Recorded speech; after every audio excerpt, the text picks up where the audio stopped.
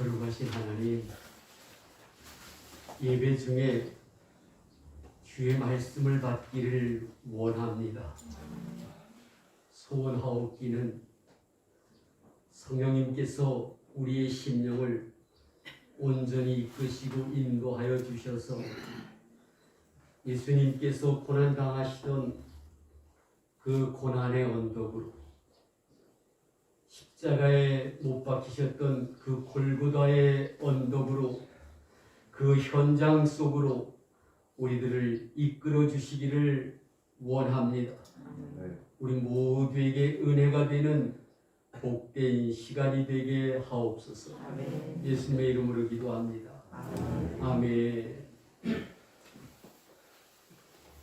할렐루야. 아멘.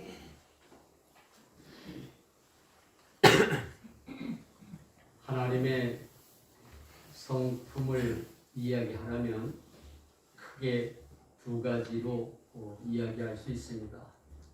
하나는 공의로우신 성품입니다. 해석하자면 죄인은 절대로 용서하실 수 없는 성품이 하나님에게 있습니다. 무엇까지도 용서하실 수 없는가 하면 인생들의 죄를 대신 책임진다고 하셨다면 그 아들마저도 절대로 용서치 못하시고 죽게 하시는 공의로우심이 하나님의 성품이십니다. 또 하나의 성품은 사랑의 성품인데, 하나님의 성품을 아가페 사랑의 성품이라고 그렇게 이야기합니다.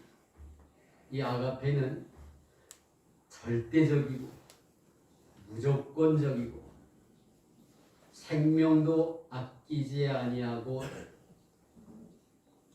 버릴 수 있는 사랑, 이것이 하나님의 사랑이고, 그 사랑의 표현이 예수님이 세상에 오셔서 십자가에 못 박히시는 것으로 증거가 되었습니다.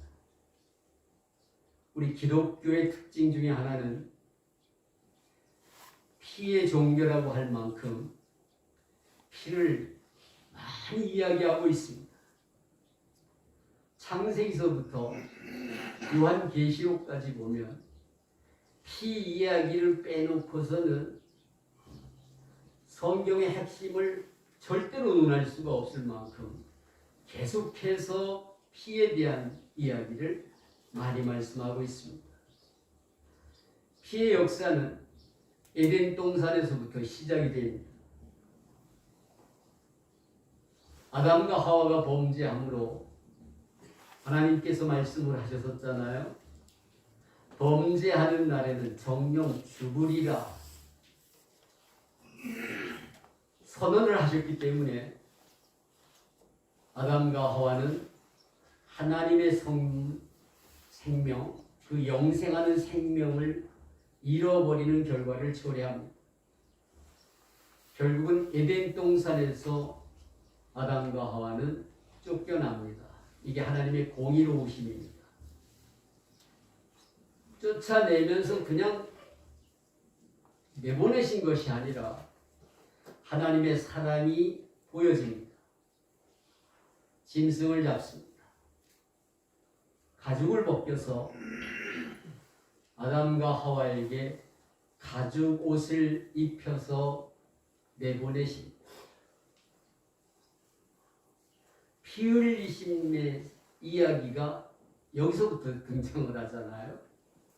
아담과 하와는 범죄함으로 에덴 동산에서 쫓겨나면서 하나님께서 지어 입히셨던 그 가죽옷을 입고 에덴 동산을 나와서 추위를 이길 수 있는 그런 옷을 입게 됩니다.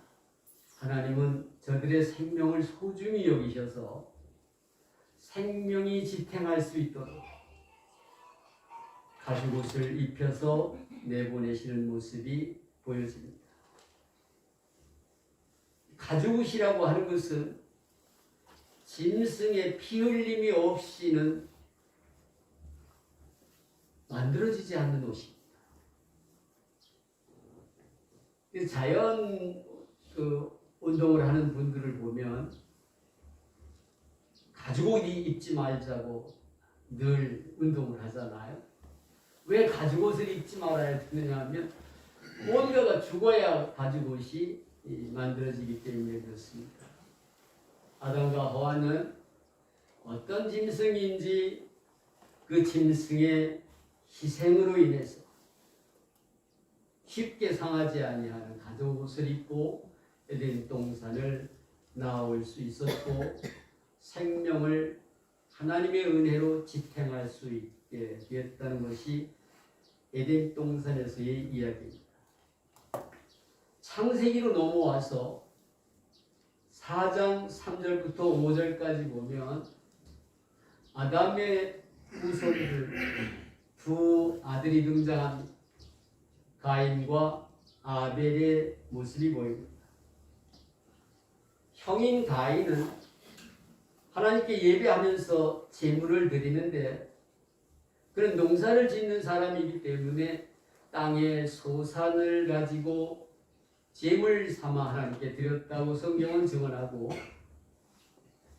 동생 아벨은 목축업을 하기 때문에 양의 가죽을 벗겨서 양을 죽여서 그 첫 새끼와 그 기름으로 하나님께 제물을 드렸노라고 성경은 말씀합니다. 그런데 이상하게 5절에 보면 가인의 제물은 받지 아니하시고 아벨의 제물만 받으십니다. 무엇이 달랐을까요? 가인에게 정성이 부족해서 안 받으셨을까요? 제물을 드리는 중심이 문제였을까요? 그게 아니었습니다. 하나님은 피의 제사를 원하셨습니다.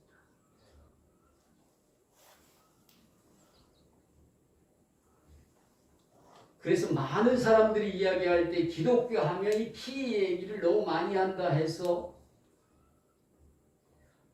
혹시 저 사람들이 식인종 부류의 사람들이 아니냐 그런 이야기까지 나올 정도로 성경은 피 이야기를 많이 하고 있습니다.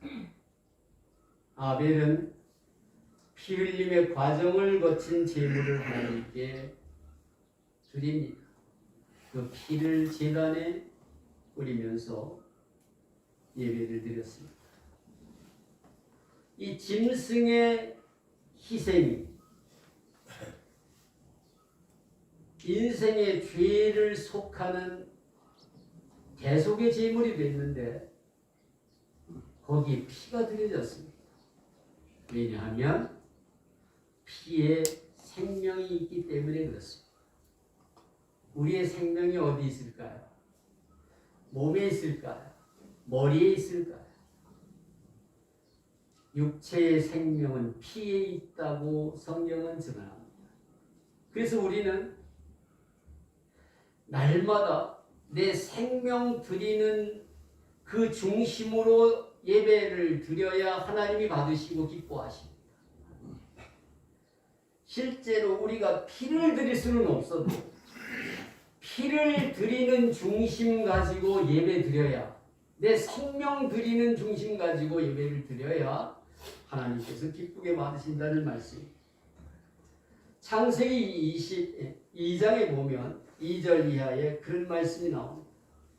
하나님께서 아브라함에게 명하십니다.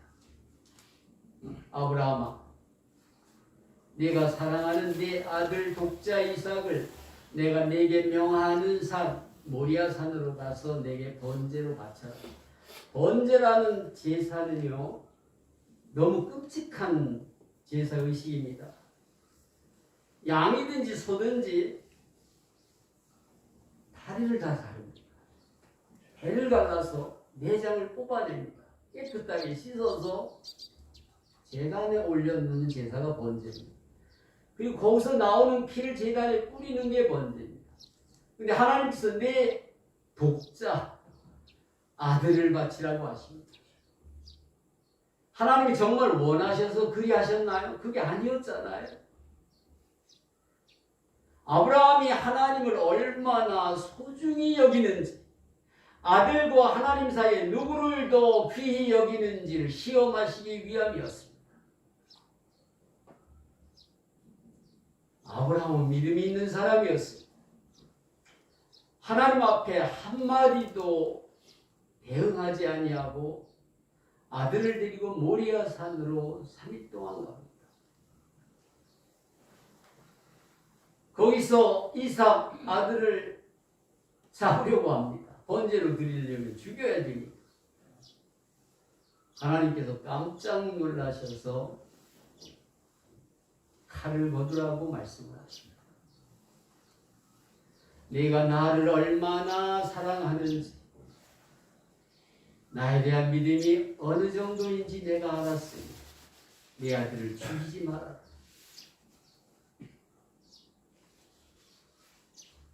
이 상황이 있기까지 아들을 죽여야 되니까 아브라함이 제정신이 없겠어요.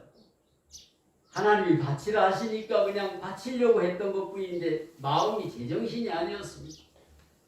하나님께서 막으신 후에 제정신 차려서 보니까 숯불에 양 한 마리가 걸려 있습니다. 아브라함은 아들 대신에 그 양을 잡아서 번제로 하나님께 드립니다.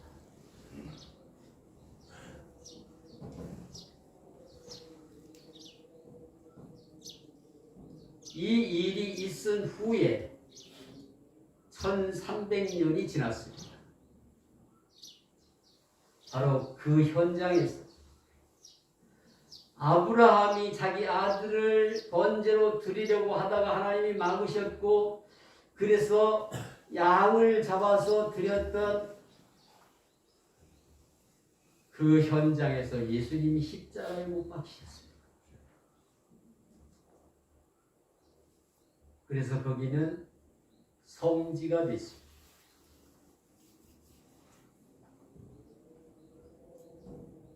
골고다의 언덕은 모리아산에 있는데, 모리아라고 하는 산에 골고다라고 하는 언덕이 있습니다. 거기서 예수님이 십자가에 못 박히셨는데, 바로 오래전에 1300년 전에 아브라함이 이삭을 바치던 현장이었습니다.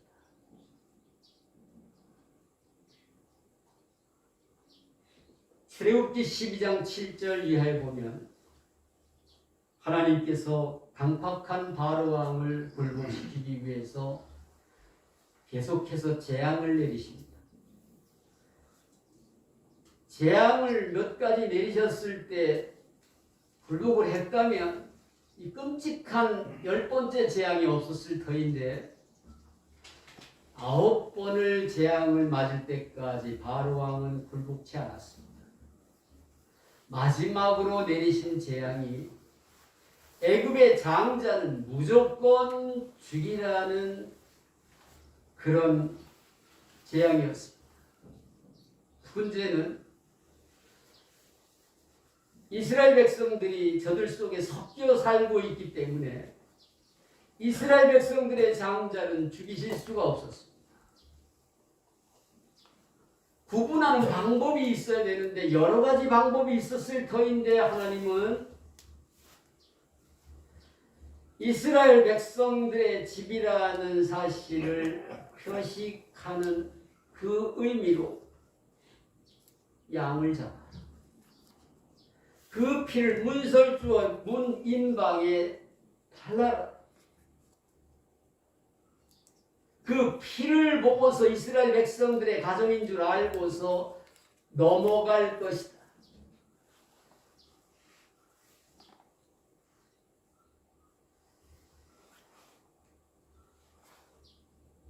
(12장 7절에) 보면 내가 피를 볼 때 너희를 넘어가리니 재앙이 너희에게 내려 멸하지 아니하리라고 말씀합니다.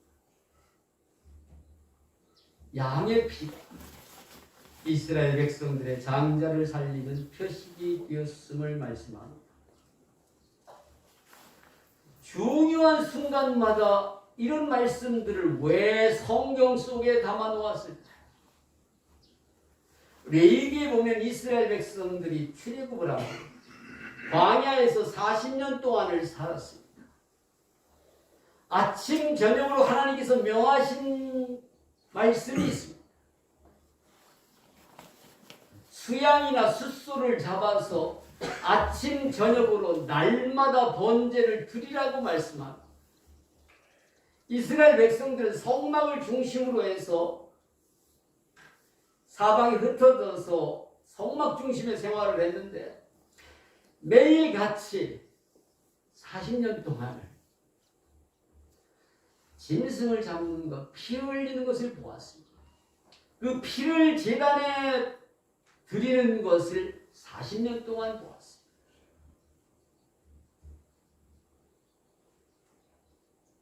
이스라엘 백성들이 출애굽한 후에 광야 생활 끝나고 약속의 땅에 들어가서도 피의 제사는 계속해서 이어집니다.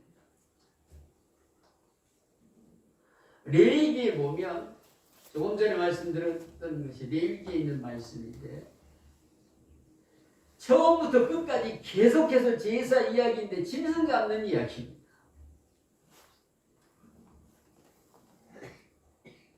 성경 속에 우연의 일치였을까? 하나님께서 명하셨던 이 끔찍한 일들이 혹시 하나님께서 피를 좋아하셔서 피 흘림의 제사를 원하셨을까? 그게 아니었습니다. 성경은 구약 성경은 오실 예수님, 앞으로 오실 메시아에 대해서 예언하는 책이 구약 성경이고 신약 성경은 오신 예수님에 대해서 증거하는 말씀들이 신약 성경입니다. 성경의 핵심은 예수님이고 예수님이 이 땅에 왜 오셔야만 되는지, 그분이 어떻게 죽으셔야 되는지 이걸 가르치시기 위해서 계속해서 피 흘림의 이야기를 말씀을 하십니다. 이스라엘 백성들은 하나님을 예배한다 할 때는 그 예배할 때는 내 죄를 항상 고하는데 내 죄를 대신해서 이 짐승의 표를 짐승의 생명을 드립니다입니다. 내 생명 대신해서 짐승의 생명을 드리오니 내 죄를 용서하옵소서. 이거를 수없이 반복했었습니다. 그래서 저들은 예배하면 짐승의 피가 생각이 납니다. 근데 예수님께서 세상에 오셔서 30세 된 어느 날에 활동을 시작을 하시잖아요.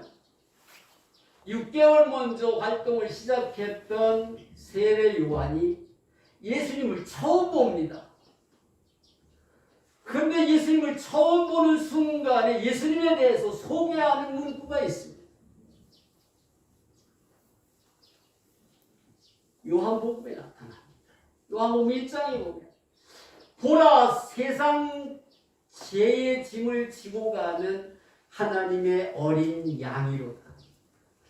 이것이 우리들은 이해하기가 좀 어렵잖아요.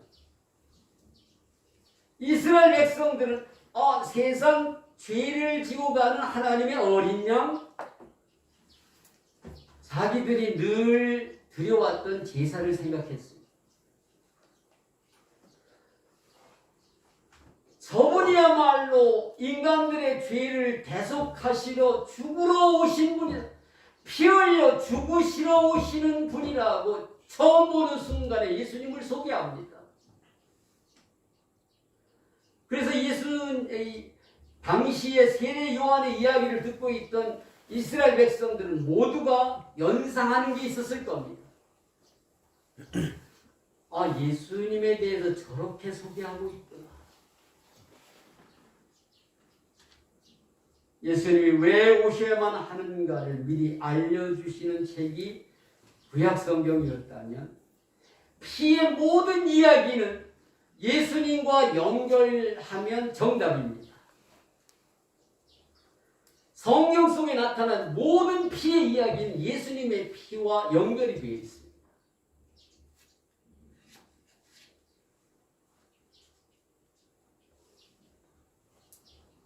하나님의 사랑은 택한 자를 죄 중에서 건지실 것을 이미 에덴 동산에서 계획하셨고 이것을 백성들에게 어찌하면 알릴 수 있을까를 계속해서 시대 때마다 기회 있을 때마다 피의 제사를 말씀을 하신 겁니다. 진리의 핵심은 다른 게 아닙니다.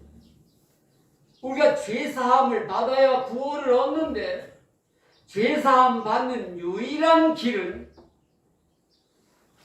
누군가 내 대신 죽어야만 되는데 예수 십자가의 의미가 바로 그런 것이라.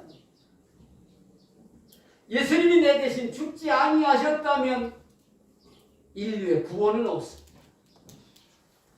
예수 십자가의 죽으심은 하나님의 죄는 용서하실 수 없는 공의의 표현이었고 놀라운 사랑의 표현이셨습니다. 죄가 없는 모습이어야만 되기 때문에 엄마와 아빠가 죄까지 유산으로 물려지기 때문에 성경은 예수님의 탄생을 특별하게 말씀하십니다. 어머니 마리아는 있는데 남편이 없어요. 남편이 있기는 있는데 약혼한 상태고 동거하지 않는 상태입니다. 남자를 모르는 여자를 가리켜서 동정녀라고 말합니다. 동정녀 탄생이 그래서 중요합니다. 사람의 죄의 유산을 물려받지 아니하는 유일한 방법은 남자를 모르는 채 아기를 가져야만 된다는데 그래서 마리아의 탄생은 성령의 역사하심으로 동정녀 잉태가 되었고 예수님을 세상에 나올 수 있도록 하나님께서 역사하셨습니다.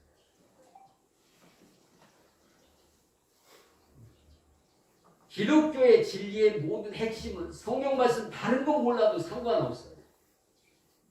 오늘 몇 사람이 세례를 받는데 지난 주간에 모여서 말씀을 좀 나눠봤어요.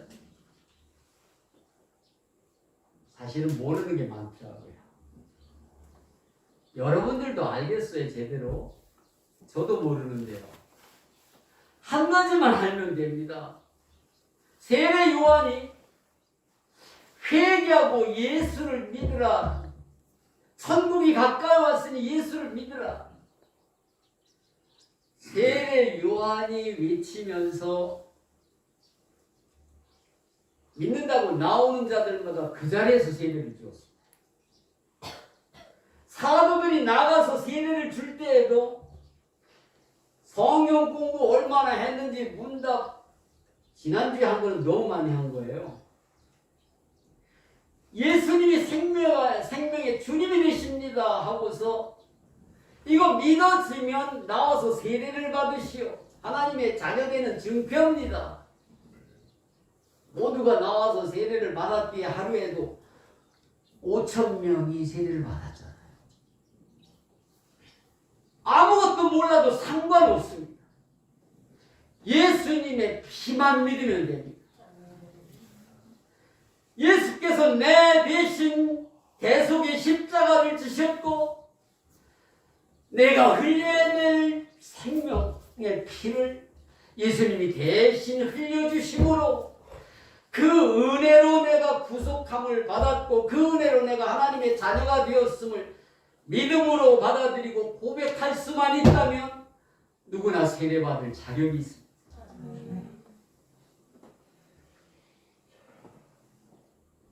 주 십자가를 지심으로 찬양을 좀 하고 싶은데요.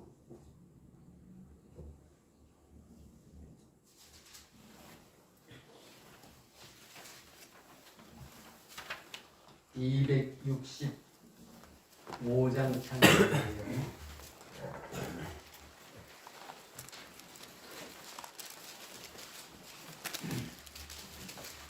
반주 없이 4절까지 다 불러봤으면 합니다.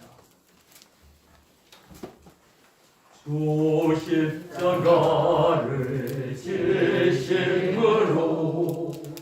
죄인을 구속하셨으니 그 길을 보고 믿는 자는 주님의 진노 면하겠네. 내가 그 길을 6월절 그 양의 길을 볼 때에 내가 널 넘어서 가리라. 흉악한 죄인 예수라도 예수는 너희 구원하네. 온몸을 피해 담글 때에 주님의 진노 면하겠네. 내가 그 길을 6월절 그 양의 길을 볼 때에 내가 널 넘어서 가리라. 심판할 때에 모든 백성 행한 일대로 복받네. 주님의 피로 죄 씻으면 주님의 진노 면하겠네. 내가 그 길을 6월절 향해 길을 볼 때에 내가 널 넘어서 가리라. 도저히 사랑 크신 은혜 보혈의 능력 의지하세. 심판의 골이 내릴 때에 주님의 진노 면하겠네. 내가 그 길을 6월절 그 양의 길을 볼 때에 내가 널 넘어서 가리라. 이 찬송이 믿음으로 받아들여지시면 아멘 하십시오. 아멘. 그럼 우리는 구원받는 자입니다. 히브리서 9장 22절에 피 흘림이 없은즉 사함이 없느니라. 그래서 주님은 죽으실 수밖에 없었습니다. 구원 얻는 유일한 길, 예수님의 피 흘리심이 대속의 피였다는 사실을 믿음으로 받아들이는 것 외에 다른 방법은 없다고 성경은 가르쳐 주십니다. 그래서 기독교는 피를 중요시하는 종교입니다.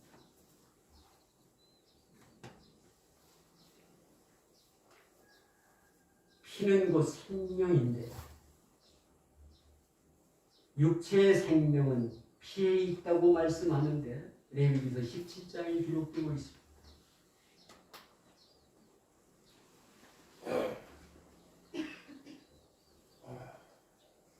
육체의 생명은 피에 있어요. 그 피를 드리는 중심으로 하나님을 예배하는 자는 내가 아무리 허물이 많아도 주님은 나를 구원하신 능력이 피에 있음을 우리에게 가르쳐 주십니다. 그래서 우리 기독교를 가리켜 생명의 종교라고 말합니다.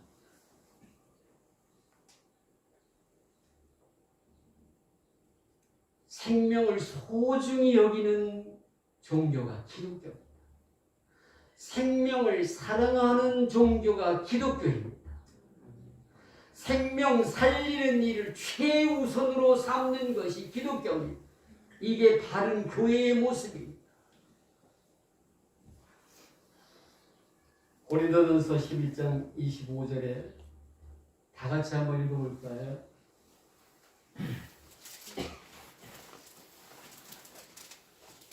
예수님께서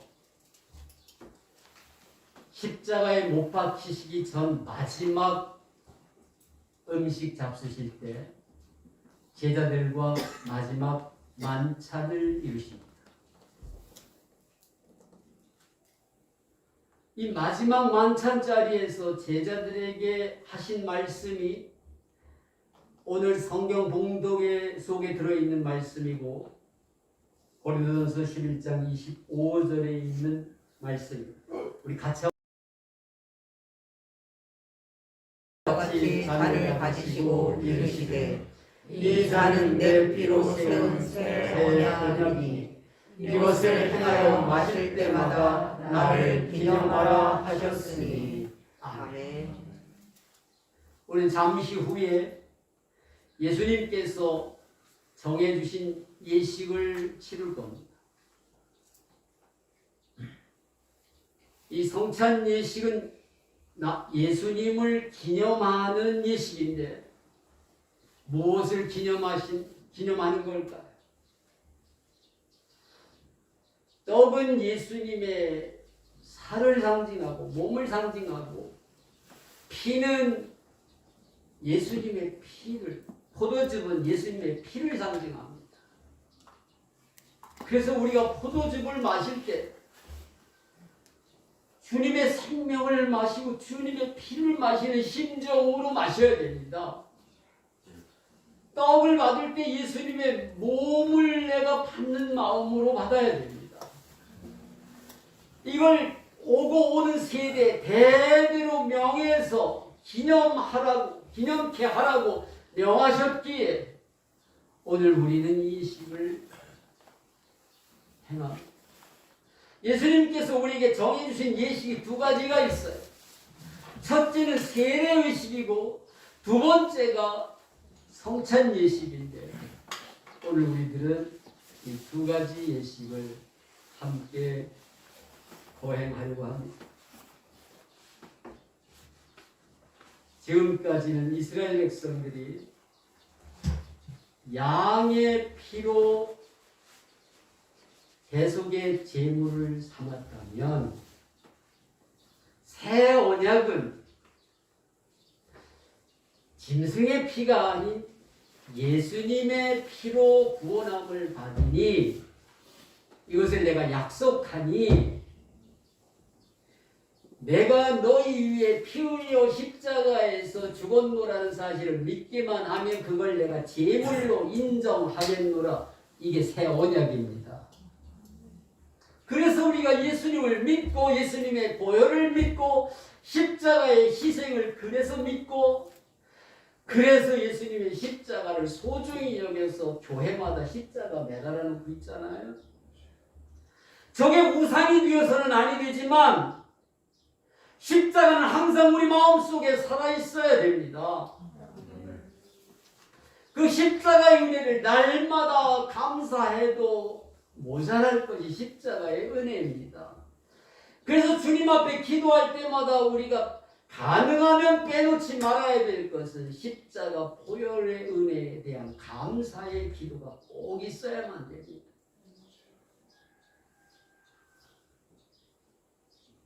예식에 참여하는 모든 분들이 주님의 십자가 기억하면서 마음속에 감격하는 마음으로 예식에 참여할 수 있게 되기를 축복합니다.